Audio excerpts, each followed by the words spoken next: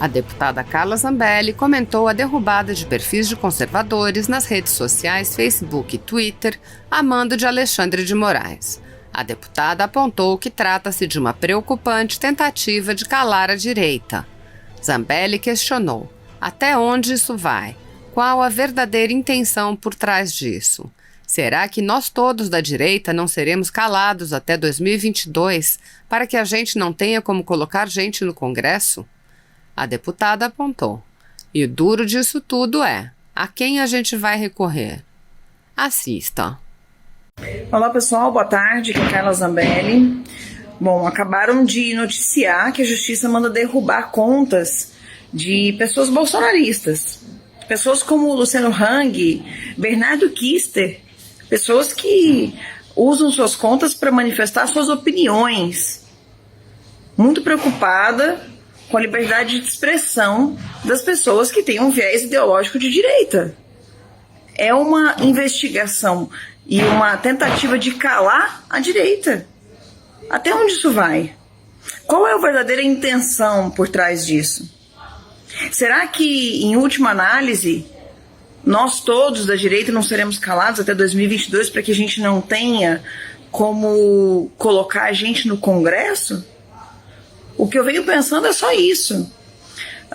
Não é só uma questão de opinião durante o período entre campanhas. A gente está aí perto de uma campanha para prefeito e vereador. A gente tem uma campanha em 2022 para presidente, deputados estaduais, deputados federais, governadores. O que vai ser da direita sem a possibilidade de usarmos as redes sociais para nos expressarmos? Querem nos calar e querem nos afastar da possibilidade de estarmos no poder. Isso é gravíssimo, é um ataque à liberdade de expressão generalizado a quem é de direita. Muito preocupante. A minha solidariedade a todos aqueles que foram atingidos e saibam, todos nós que estamos na direita somos possíveis alvos. A justiça não pode continuar agindo dessa forma, enviesada. Ela deveria ser cega, ela deveria ser imparcial. E o duro disso tudo é a quem que a gente vai recorrer. Mas eu quero só lembrar que eu adorei todas as intervenções, são profundas e muito também indignadas sobre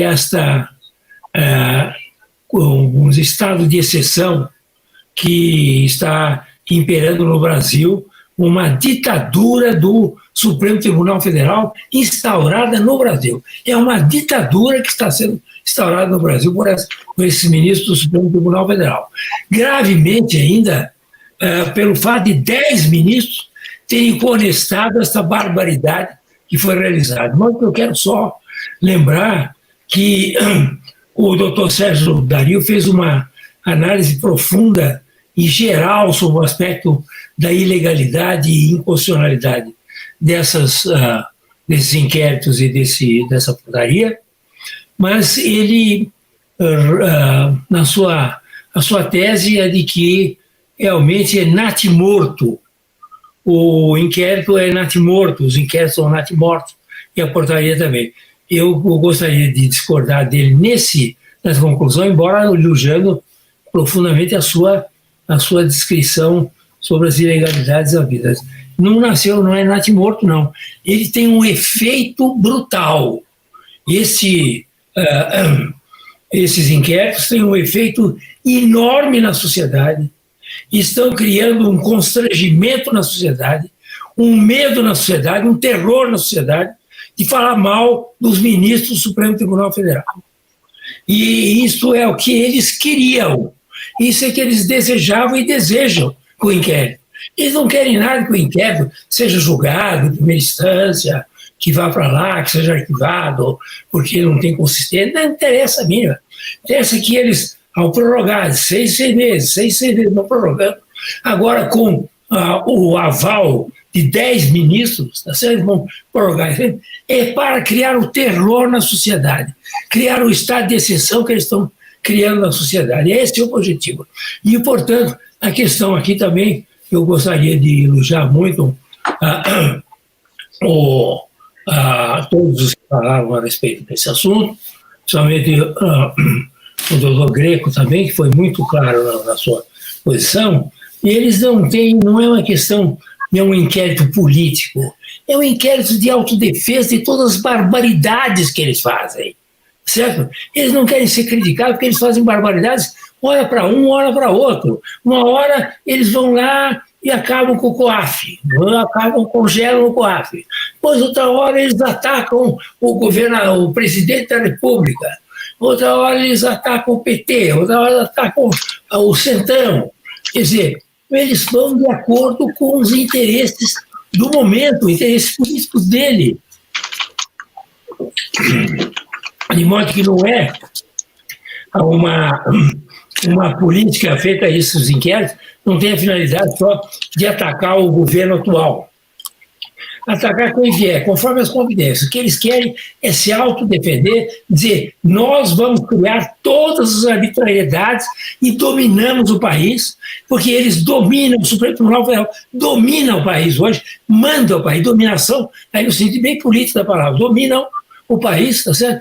E não querem nenhuma crítica. E quem criticar, como foi muito bem explicado aqui pelo Paulo Faria, quem criticar, tá certo? É preso e usa com tornozeleira, tá certo? E usa o que precisar, porque realmente é um jeito que não pode ser criticado. É um Estado muito pior que o AI-5.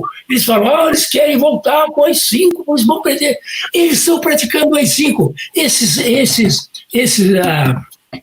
Esses inquéritos são um AI-5. Qual é a diferença deles com o AI-5? Pelas arbitrariedades, pelas violências que eles fazem contra as suas vítimas. E eles, vítimas, criam vítimas, tá certo? Porque não pode dizer absolutamente nada das coisas que esses ministros fazem com as suas famílias. Ao defender as famílias, estão dizendo porque a família também faz coisa errada, tá certo? Então eles sabem, que todo mundo sabe, está lá na Lava Jato, todas as denúncias, toda denúncia de empreiteira tem o nome lá de famílias dos ministros, tá certo? Então eles não querem isso, eles querem criar o terror no Brasil. Nós temos no Brasil hoje um estado de exceção por causa desses inquéritos e dessa portaria. É essa a realidade. E eles vão em frente. Eles vão agora prorrogar por mais 6 meses, daqui a pouco prorrogam por mais 6 meses, e assim vão até o fim do mundo, porque é um inquérito do fim do mundo mesmo. Então eles vão até o fim do mundo fazendo esse tipo de arbitrariedade contra a sociedade brasileira. Nós não temos mais um Estado democrático no Brasil. É conversa fiada. O Estado democrático brasileiro está suspenso, pelo menos. Não, há uma suspensão do Estado democrático de direito no Brasil, enquanto vigera esse tipo de conduta e de inquéritos e portarias do Supremo Tribunal Federal.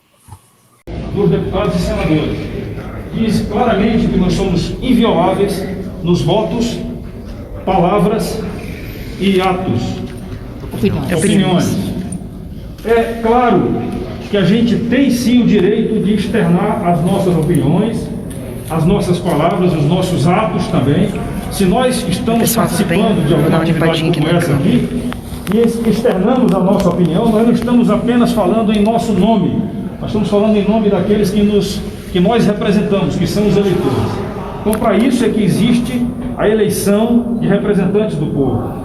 E exatamente em função disso daí, para terem uma ideia, nesse momento a gente está discutindo, eu estou com 2 volumes aqui, que são as minhas razões de defesa que estamos apresentando à Procuradoria-Geral da Câmara, assim como a deputada Bia também tem as dela, e vários outros deputados, porque tivemos o sigilo bancário quebrado, acusados de estarmos apoiando manifestações antidemocráticas.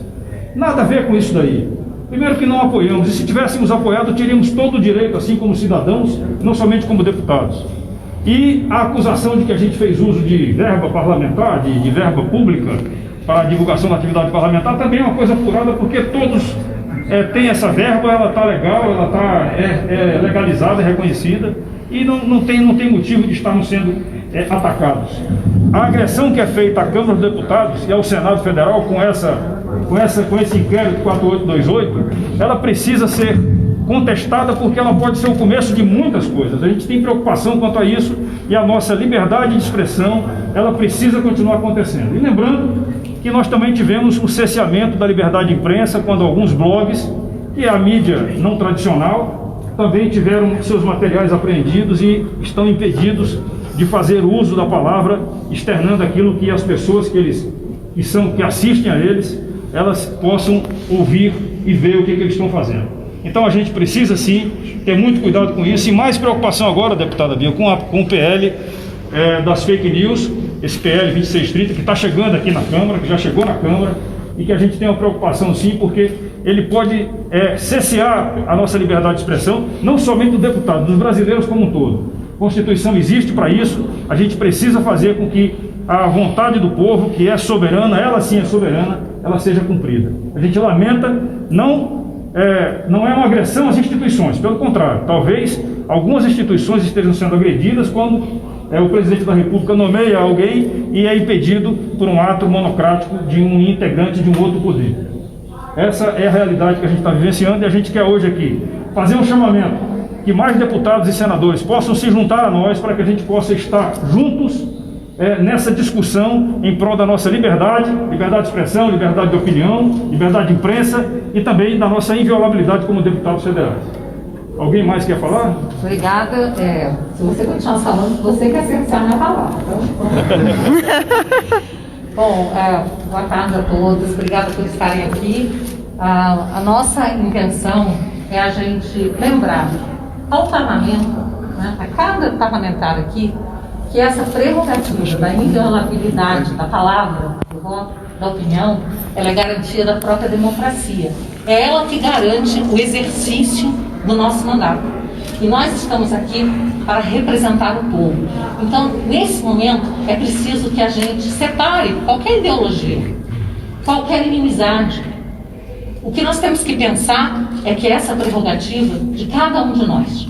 Então, nós não podemos concordar até quando um adversário político nosso tem essa sua prerrogativa ceifada, porque isso acabará por atingir a todos, a qualquer um dos parlamentares.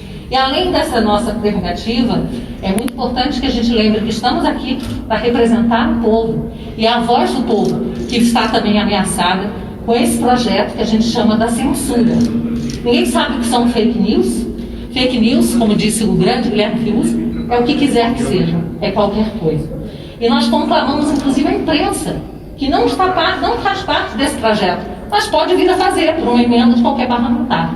E também os senhores poderão ter a liberdade de vocês ameaçar.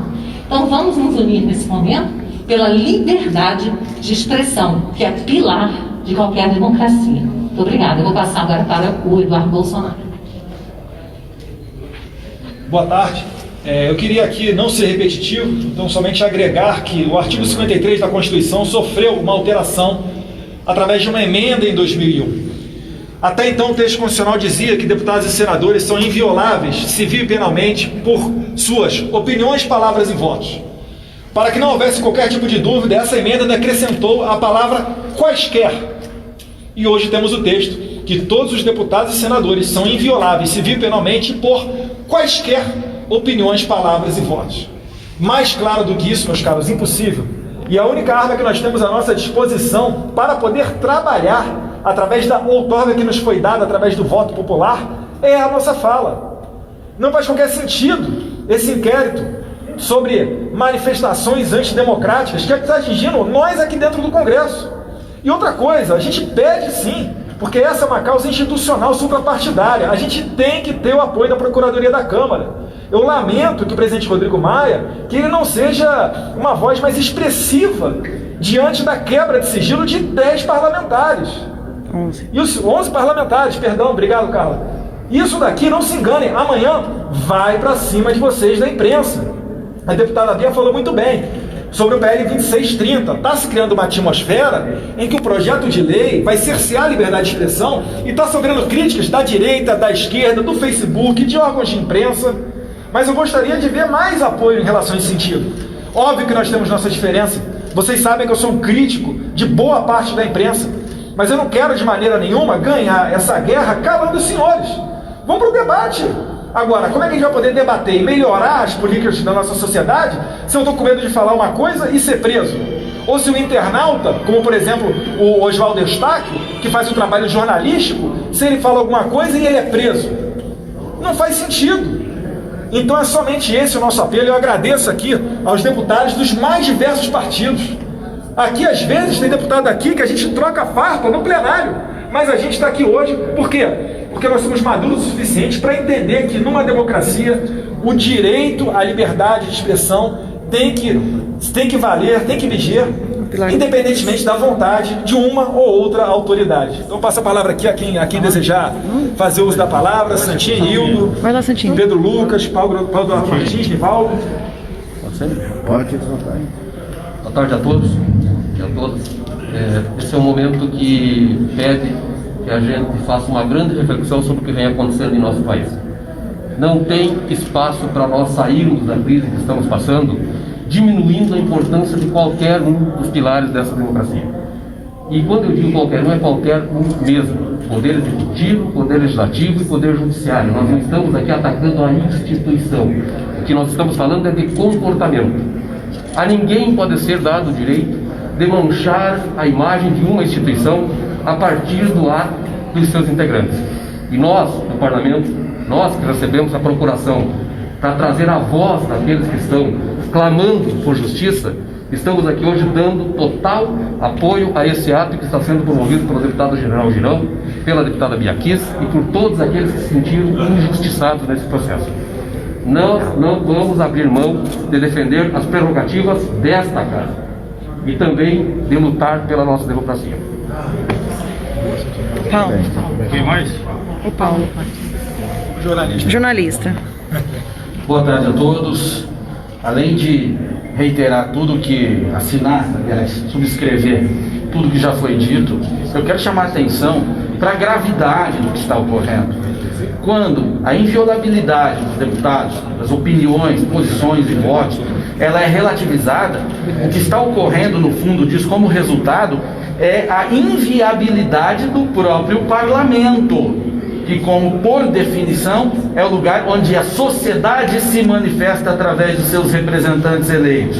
Então, quando essa manifestação ela pode ser alvo de criminalização, o parlamento sim está sendo viabilizado e sua ação está sendo limitada para quem interessa no momento. E a gente não pode permitir isso. A casa não está devidamente atenta ao risco, ao que representa realmente todo esse movimento que está ocorrendo. Nós não podemos ser defensores das prerrogativas parlamentares ou da liberdade de expressão por conveniência. Nós temos que ser defensores dessas duas coisas por princípios. Defender a liberdade de expressão quando a gente concorda com o que está sendo dito é uma beleza. Eu quero ver defender quando a gente não concorda com o que está sendo dito, mas luta para manter o seu direito daquele de dizer. E esse é o ponto. Tudo isso envolve um movimento maior. É aqui no parlamento, é também as iniciativas legislativas que vêm ocorrendo e também interpretações judiciais a respeito de outros casos que a gente já vê pipocar em primeira instância, como no Rio de Janeiro. O juiz acabou de dar uma decisão dizendo que o réu, ele extrapolou o seu limite de liberdade de pensamento. O que é isso? Então, o PL que fala de fake news, o popular PL das fake news, ele mira primeiro nas redes sociais, mas ele acaba atingindo a liberdade de expressão. E quando atinge a liberdade de expressão, atinge aqui do parlamentar, atinge das pessoas que são usuárias das redes, atinge de vocês, profissionais de imprensa, qual eu também sou. E que se a opinião agora que incomoda é aquela que está nas redes ou a que está na tribuna da imprensa, logo será aquela que está nas bancadas dos telejornais, nas páginas de opiniões dos jornais ou nas colunas de revistas. Esse movimento não tem que ser só desses parlamentares. Aqui eu acho que a gente apenas representa muitos que têm interesse nisso, que não suportam um ambiente de restrição de liberdade de expressão, e esse alerta serve a todos os brasileiros, especialmente aos profissionais que sobrevivem disso. Muito obrigado. Além de reiterar o que os meus colegas falaram, eu queria dividir com os senhores um sentimento que hoje é meu, mas amanhã pode ser de cada um dos senhores ou de alguns dos senhores. Eu tive meu sigilo bancário e telemático, nem sabia que existia isso, quebrados, por conta de um tweet. Eu pergunto aos senhores, até que ponto isso não pode chegar até os senhores jornalistas, até o povo? Eu, como deputada federal, embasada em todos esses argumentos que meus colegas disseram, tenho tido medo, nas últimas 2, 3 semanas, de me manifestar. Uma representante do povo brasileiro com medo de se manifestar. É até esse ponto que a gente quer chegar? Daqui a pouco isso pode atingir os jornalistas. Já está atingindo o povo. Eu clamo aos senhores que, por favor, deem voz a esse apelo que a gente tem feito aqui. Porque a gente não está defendendo os nossos mandatos só, ou essa instituição. A gente está defendendo o pilar principal da democracia, que é a liberdade de expressão e de pensamento. Muito obrigada. Talvez a ideia seja que esse primeiro movimento de hoje, dessa semana, ele possa se repetir todas as semanas agora, com a adesão de mais deputados e senadores, inclusive também, porque também tem senadores que pensam como nós. Não podemos nos calar, como falou aqui a deputada Carla, não podemos nos calar, não vamos nos calar. Essa é a grande realidade. A gente vai enfrentar isso aí, porque nós acreditamos que a democracia, para existir, tem que ter esses pilares como sendo obedecidos. Nenhuma ditadura será boa para o Brasil, muito menos se for uma ditadura puxada por ações judiciais. Muito bem.